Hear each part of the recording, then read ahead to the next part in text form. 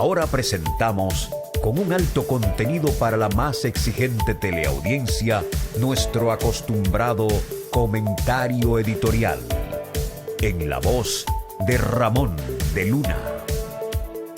Amigas y amigos, yo he titulado el comentario de hoy así: Macron olvidó los miles de franceses que Rusia salvó.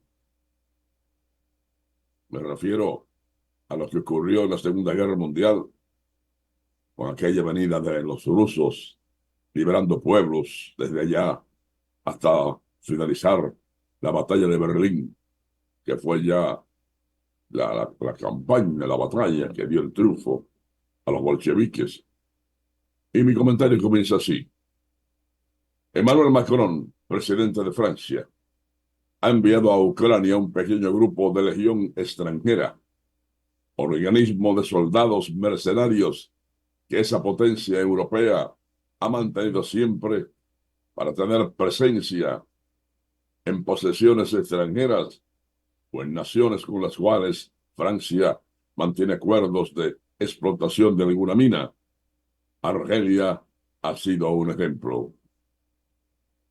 No obstante su país ser miembro de la OTAN, organismo militar creado por los Estados Unidos al término de la Segunda Guerra Mundial, bajo la consigna de que un ataque militar a uno de sus miembros era atentar contra toda la organización.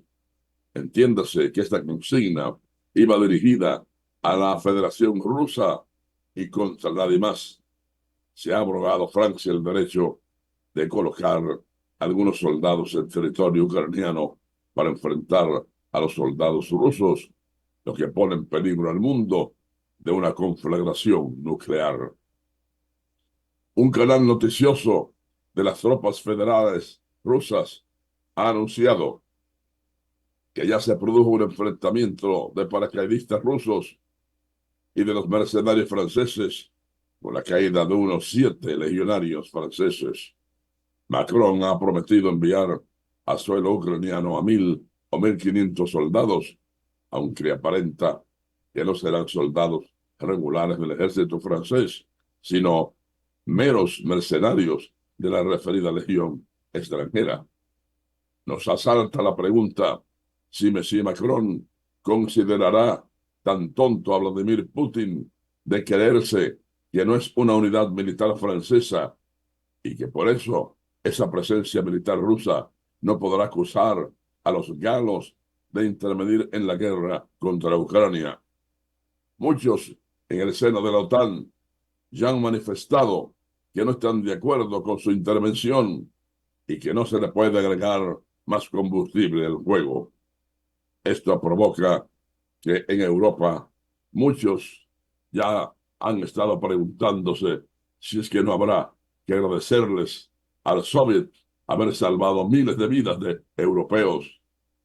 Es cierto que las fuerzas del Soviet Supremo no estaban movilizadas por Gran Bretaña y los Estados Unidos de América y su operativo del día D, que invadieron Europa entrando por la costa francesa, pero han tenido que reconocer que la Alemania nazi tuvo que ser a partir de la invasión hitleriana de que fuera víctima de la entonces llamada Unión de Repúblicas Socialistas Soviéticas, URSS, que entre territorios de Ucrania y la madre Rusia ven caer nada más y nada menos que 26 millones de ciudadanos y ver también la destrucción de sus principales ciudades.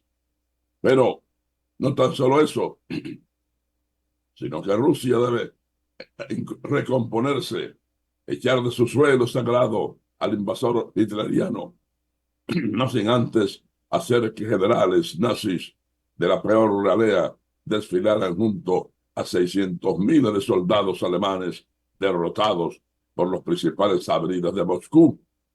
Esto lo hizo Joseph Stalin, porque Adolf Hitler había jurado marchar triunfante por la principal avenida de la capital moscovita con el más alto mando alemán y demostrarle al mundo el poderío del Führer. Y fue entonces cuando se produjo el arranque de los tanques, carros de asalto, la aviación soviética y aquellos valientes soldados que vinieron de allá para acá pueblo por pueblo, liberando Checoslovaquia, a Polonia, Hungría, Austria y las demás naciones de la Europa Oriental, hasta llegar primero que nadie a la capital de Alemania, dar la famosa batalla de Berlín y ganarle la guerra al tirano que se creyó que aquella guerra mundial lo constituiría en amo y señor del mundo. Este fue nuestro comentario editorial en la voz de Ramón de Luna. Usted sabe, don Ramón, a propósito de ese editorial, que se conmemoró ahora a principios de mayo la victoria, ¿verdad?, de la Segunda Guerra Mundial contra los nazis. 79 aniversario. Sí, 79. y vi una imagen hoy en internet que en verdad muestra esas cualidades de Putin, esas habilidades y sensibilidad en parte. Pues un veterano, ¿verdad?, todavía quedan veteranos, intentó acercarse a él que iba pasando en el acto conmemorativo, y un seguridad, ¿verdad?, lo apartó del camino de Putin, y Putin, en medio del gentío y la cosa, se da cuenta que eso se está produciendo y se salió del grupo y le dijo al seguridad que lo dejara tranquilo. Fue y saludó al señor con muchas medallas y cosas porque era un héroe de guerra, y lo integró junto con él a caminar con él. Porque, ¿verdad, don Ramón? Ese señor se la jugó peleando por la patria y tiene sus medallas y no puede ver al presidente ni estar cerca de él después. Sí, y él se da, así mismo es. Y él se da cuenta y para el seguridad y va donde el señor y lo saluda y luego le integra a caminar con él. Y Pero es un héroe. Le dio explicaciones, ¿verdad?, de que era su seguridad. No, eso lo sabía, eso se sabía, pero fue un gesto importante, ¿no? De decoro para esa persona. Oye, no es cualquiera que usted está apartando, qué sé yo. Bueno, en sus 59 años de vida, Iván Brizola, de Río Grande do Sul, nunca aprendió a nadar. Imagínense. Pero cuando fuertes inundaciones azotaron esta semana ese estado brasileño, pidió prestado un kayak que tampoco había usado nunca y salió a rescatar a personas atrapadas por el agua. Brizola le contó a BBC News Brasil que ya estaba preocupado cuando comenzaron las lluvias. Residente en la capital de Río Grande do Sul, Porto Alegre, escuchó advertencia de amigos que trabajan en seguridad de que el riesgo era inminente y sintió que debía hacer algo. Comenzó a llamar a amigos y familiares para advertirles sobre los peligros que todos enfrentarían. Cuando se produjo el caos y el agua empezó a apoderarse de los barrios, pidió prestado un kayak al dueño del puesto de pescado en el mercado frente a su casa y condujo hasta Canoas, una ciudad que había sido duramente afectada. Su propia casa, Puerto Alegre, no se vio afectada. Sin ropa ni equipo de rescate, más que el kayak, aprendió a manejar la embarcación en medio de las inundaciones. Me sorprendió un poco lo que podía hacer en el kayak, afirma Brizola, quien asegura encontrarse en excelente condición física tras haber practicado Kung Fu durante toda su vida. Y ahí se puso a rescatar gente en su kayak que nunca había usado. Oiga eso, qué bueno. Un gran ciudadano. Señores, el senador estadounidense Lindsey Graham afirmó este domingo que Tel Aviv debe hacer todo lo necesario para ganar su guerra contra el movimiento palestino Hamas y equiparó la situación con los bombardeos atómicos a ciudades japonesas por parte de Washington durante la Segunda Guerra Mundial. Cuando nos enfrentamos a la destrucción como nación después de Pearl Harbor, luchando contra los alemanes y los japoneses, decidimos ponerle fin a la guerra, bombardeando Hiroshima y Nagasaki con armas nucleares, dijo el político republicano en una entrevista con NBC News. Al mismo tiempo, Graham aseguró que jamás es la parte culpable de la mayoría de sus víctimas civiles en la franja de Gaza. Esa fue la decisión correcta, sostuvo el senador. Denle a Israel las bombas que necesita para ponerle fin a la guerra. No pueden permitirse el lujo de perder, agregó, instando a Tel Aviv a un retroceder ante el enemigo.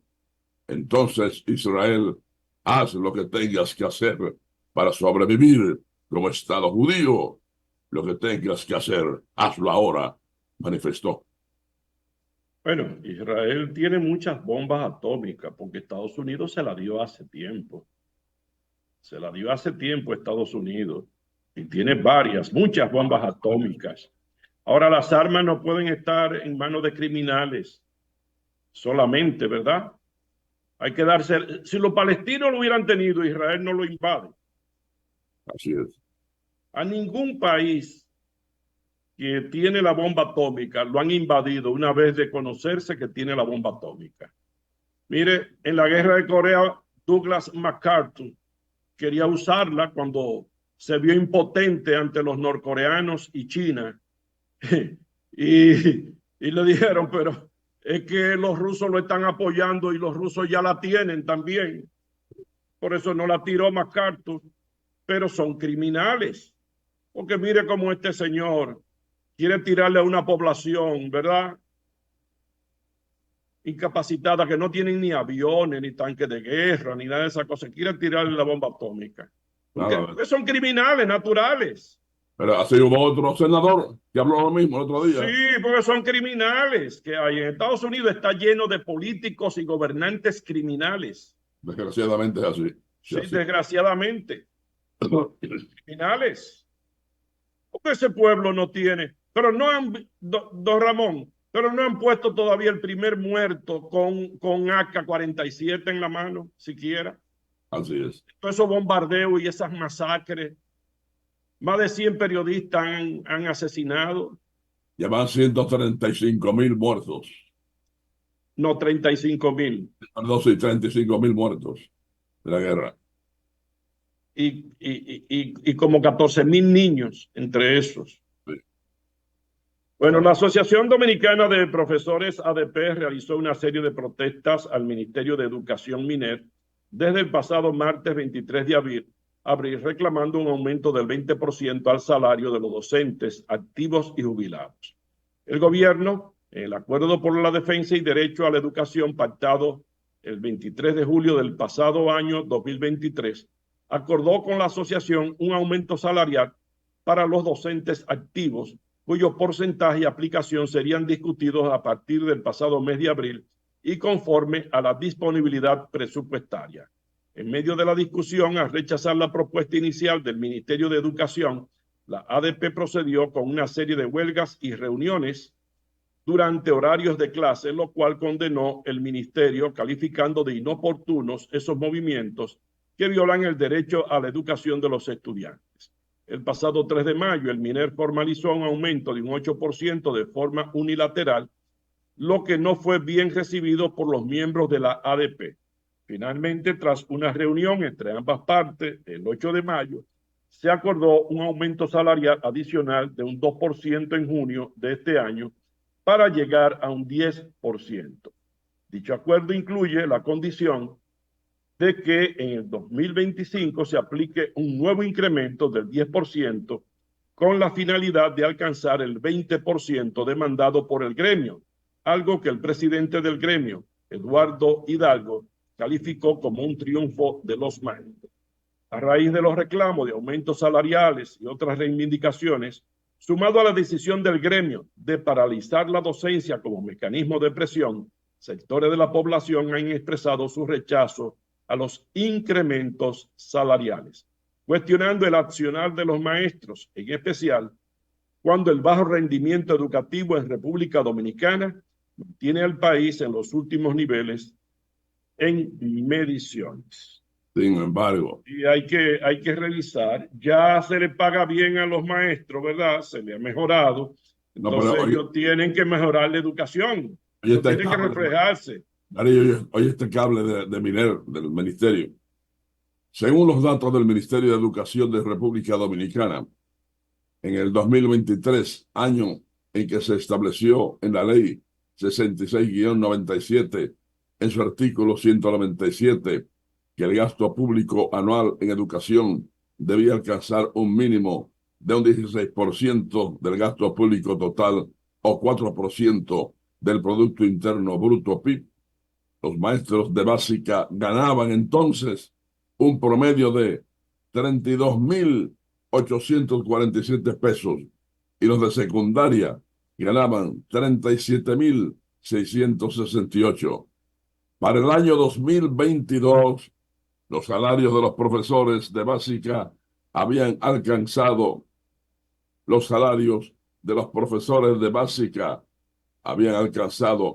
sus 64.856 pesos y los de la secundaria 68.883. A principios de mayo, luego de protestas y discusiones con la Asociación Dominicana de Profesores, el Ministerio de Educación formalizó un aumento del 8% de forma unilateral, del 20% exigido por los educadores.